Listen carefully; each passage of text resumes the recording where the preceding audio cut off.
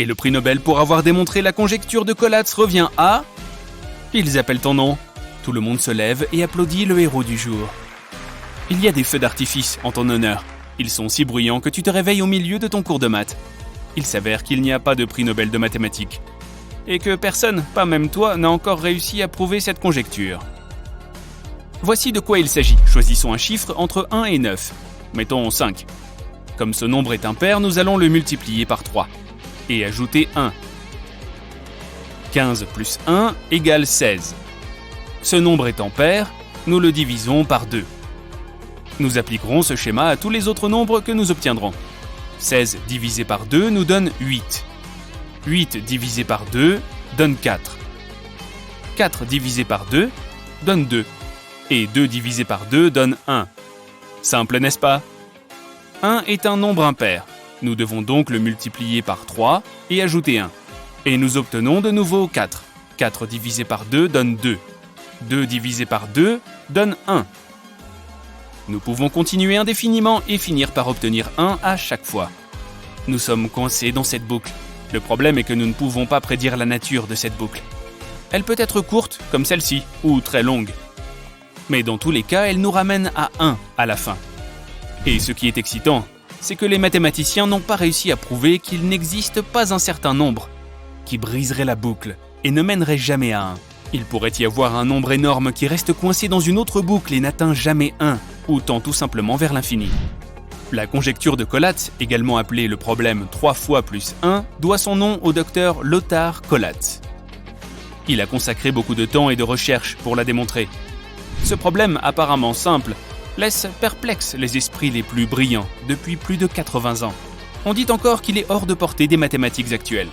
Ceux qui ont essayé de le prouver disent aux jeunes mathématiciens de ne pas perdre leur temps avec ce problème. Mais si tu veux tenter ta chance, commence par 300 trillions. Ceux qui ont essayé avant toi ont déjà vérifié pour tous les nombres plus petits que ça. Si tu as déjà essayé de déplacer un canapé dans un nouvel appartement, tu feras face à un autre problème mathématique célèbre non résolu. Le couloir fait un coude, et tu dois trouver un moyen de faire passer ton canapé dans ce coude. Ce serait facile avec un petit canapé, mais le tien est énorme. Il va certainement rester coincé. Alors, quelle taille doit-il avoir pour passer ce coude ? La plus grande surface possible qui peut passer le coude dans ce problème s'appelle la constante du canapé. Le coude est un angle de 90 degrés, et 1 représente la largeur du couloir. Le problème entier est en 2 dimensions. Les mathématiciens ne savent toujours pas quelles sont les dimensions du plus grand canapé que tu pourrais glisser dans l'angle.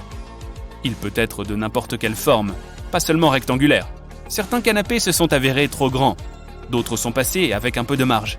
La constante du canapé se situe donc quelque part entre 2,2195 et 2,8284.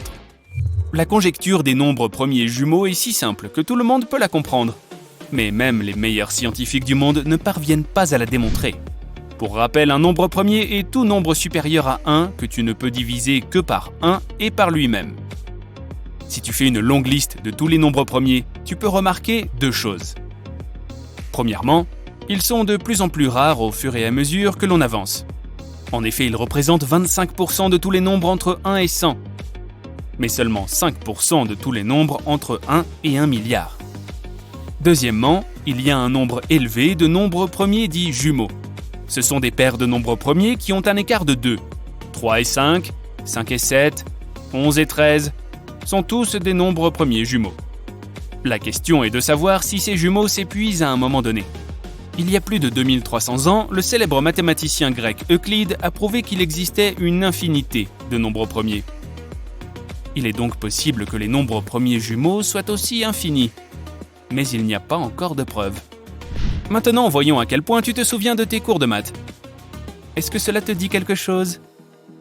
Les 3 lettres représentent les 3 côtés d'un triangle rectangle. Dans un triangle pythagoricien, les 3 côtés sont des nombres entiers. Si nous le rendons tridimensionnel, il y aura 4 nombres. Dans notre exemple, il s'agit de A, B, C et G. A, B et C sont les dimensions de la boîte. Et G est la diagonale qui va de ce coin supérieur au coin inférieur opposé. Dans certaines boîtes, les 3 côtés et la diagonale sont des nombres entiers. Mais qu'en est-il des 3 diagonales restantes sur les 3 autres surfaces? D, E et F. Ces 7 nombres peuvent-ils tous être entiers?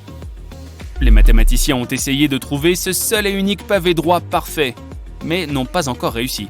Ils n'ont pas non plus réussi à prouver qu'il n'existait pas. Alors, la quête continue. Le problème de la fin heureuse a reçu son nom après qu'il est advenu pour les 2 mathématiciens qui travaillaient dessus. Ils se sont mariés mais n'ont toujours pas réussi à résoudre le problème. Plaçons 5 points sur une feuille de papier dans une dimension aléatoire. Mettons-en un ici, un autre là, et encore un autre là. Voilà, c'est fait. Maintenant essayons de relier 4 de ces points pour créer une forme à 4 côtés, dans laquelle tous les angles sont inférieurs à 180 degrés. Ça a marché. Essayons encore une fois et réarrangeons les points. Ça a encore marché. Il semble donc qu'il soit toujours possible de construire cette figure quelle que soit la façon dont tu disposes les points. Mais que se passe-t-il si tu as plus de 4 côtés? Les scientifiques ont prouvé que tu aurais besoin de 9 points pour un pentagone, qui est une forme à 5 côtés, et 17 points pour un hexagone. Quant aux formes plus grandes, personne ne connaît encore le nombre exact de points, ni la formule qui permettrait de calculer ce nombre pour n'importe quelle forme. Si tu veux résoudre un ou tous les problèmes mentionnés, tu vas devoir faire travailler ton cerveau. Commençons par un problème facile pour t'échauffer. Si 1 est égal à 2, 2 est égal à 4, 3 est égal à 5, 4 est égal à 6, 5 est égal à 4, alors combien vaut 6?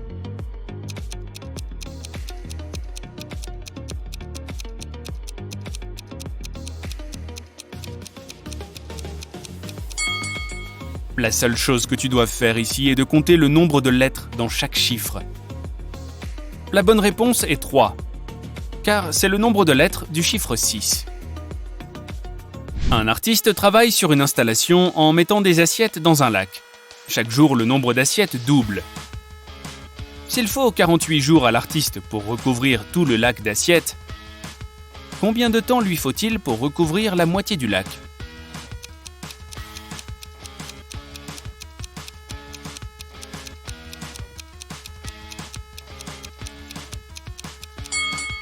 « 24 n'est pas la bonne réponse. C'est 47. Comme l'installation double de taille chaque jour, elle couvrirait la moitié du lac un jour avant de le recouvrir complètement. Cette voiture couvre un numéro de place de parking. Peux-tu le trouver?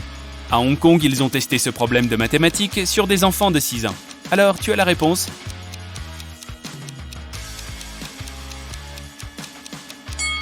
Il ne requiert pas tant tes compétences mathématiques. Il te suffit de retourner l'image et tu sauras que la bonne réponse est 87.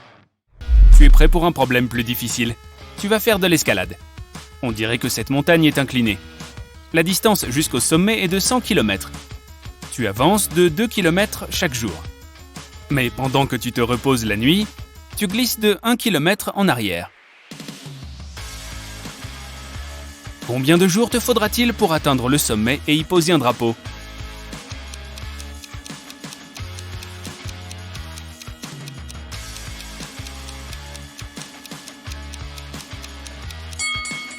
La bonne réponse est 99 jours. Si tu parcours 2 km chaque jour et que tu soustrais la distance que tu perds pendant la nuit, ta progression quotidienne est de 1 km. Tu parcourras donc 98 km en 98 jours, puis tu parcourras les 2 derniers kilomètres et atteindras ton objectif le 99e jour. Cette équation n'a aucun sens, mais si tu traces une seule ligne au bon endroit, elle sera mathématiquement exacte. Où doit se trouver cette ligne ?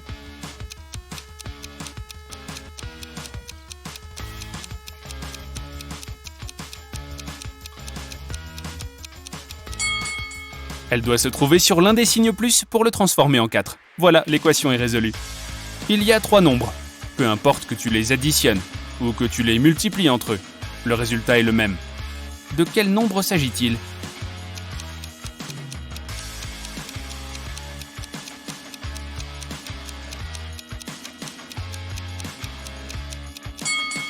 Il s'agit de 1, 2 et 3.